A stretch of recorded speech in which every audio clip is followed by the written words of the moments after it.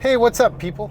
How are you guys? Welcome back. Today, I'm going to take you on a test drive in a TLC Stage 3 restored 1988 FJ62.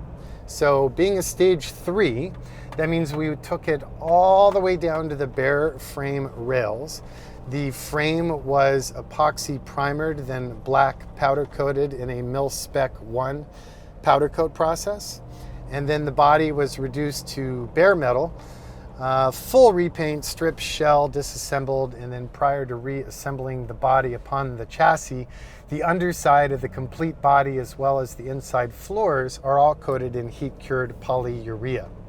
Add to that copious amounts of Dynamat lining the roof, the quarters, the doors, the firewall, the trans tunnel, and then improved, upgraded dense pile cut weave marine rated carpet in chocolate brown.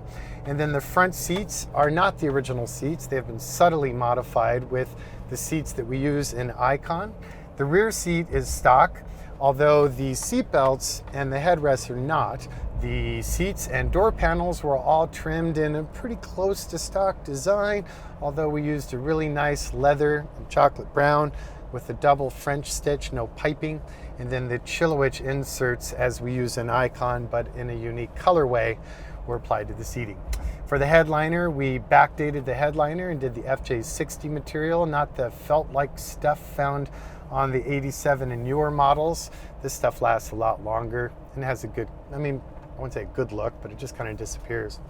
Client loves the Icon Rosen visors, so we did that upgrade on this vehicle as well. For powertrain, we solved that pesky 3F lack of power situation by putting our tried, tested, and beloved General Motors Crate E-Rod 6.2 LS3. So now copious amounts of horsepower and torque, more fuel efficient than the stock vehicle, with significant reduction in particulates emitted into the environment. Quieter than the stock motor as well until you floor it, then you know you got a V8, but personally, I do not view that as a problem. The exhaust system in this truck is all done in mandrel bent stainless steel, and it is all TIG welded. For transmission, we use the 4L65E General Motors 4-speed automatic with overdrive, which is sending power through to the stock upgraded 19-spline transfer case. Great transfer case, no reason to screw with that. Drive shafts are custom, but only in that their lengths have been modified. Otherwise, they're the stock Toyota units with new OEM U-joints and hardware. For the axles, those two were stripped down to the raw housings. The housings were powder coated. The burr fields, the spindles, the knuckles, the bearings, the brakes, everything is all new and all OEM or better and not OEM in the case of the rotors, and stainless steel lines replace the factory rubber lines. Brake master's new, the booster is new, the electrical system is original but forensically disassembled, checked, cleaned up, rewrapped. Obviously, the new GM powertrain has its own dedicated harness that comes with that crate engine. For suspension, we did the Old Man Emu components combined with Fox Racing shocks. Truck still has the original factory sway bar situation with extended links, and the LSVP load sensing proportioning valve has been adjusted to address the new stance so that you get proper brake dynamics. BF Goodrich for tires, as always, pretty much always. And the wheels are super cool. Unfortunately, everyone wants them, including me. I'd have a warehouse full of them, but they are no longer available.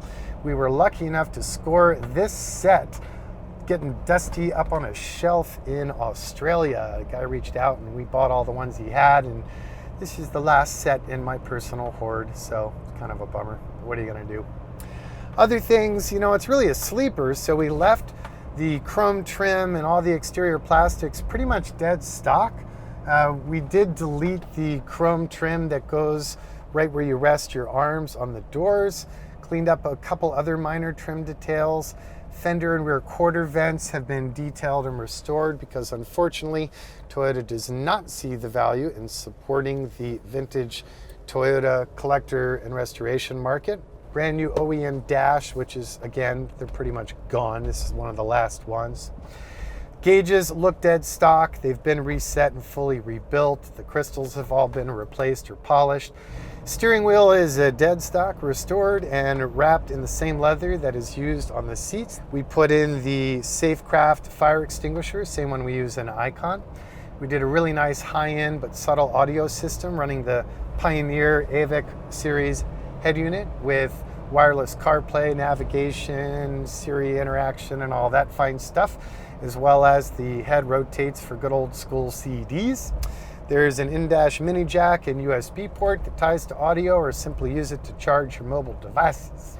We have that nifty cargo storage system that uses up all the dead space in the cargo area by creating little cabinets where you can stash all sorts of stuff. We have removable all-weather rubber mats to keep this fancy carpet all nice and clean. Tuffy console, because I am designing a console for the early 40s. Well, actually any 40s, 74 through 83, as well as 60s, 62s, and 80s, but just wasn't ready in time to get it. So we went with the old tried and true Tuffies. We did some modifications to delete some of the glaring shortcomings of it. And we added a couple charge port provisions and stuff like that.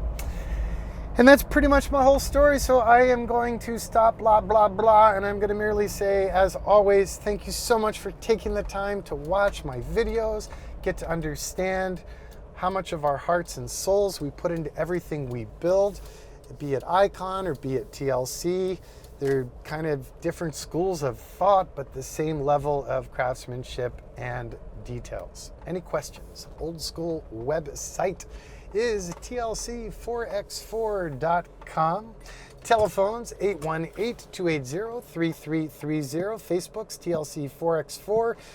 TLC Icon, my travels, my crafts and hobbies and interests, everything's on my Instagram, which is Icon4x4. Thanks again, and I'll see you guys on the next one.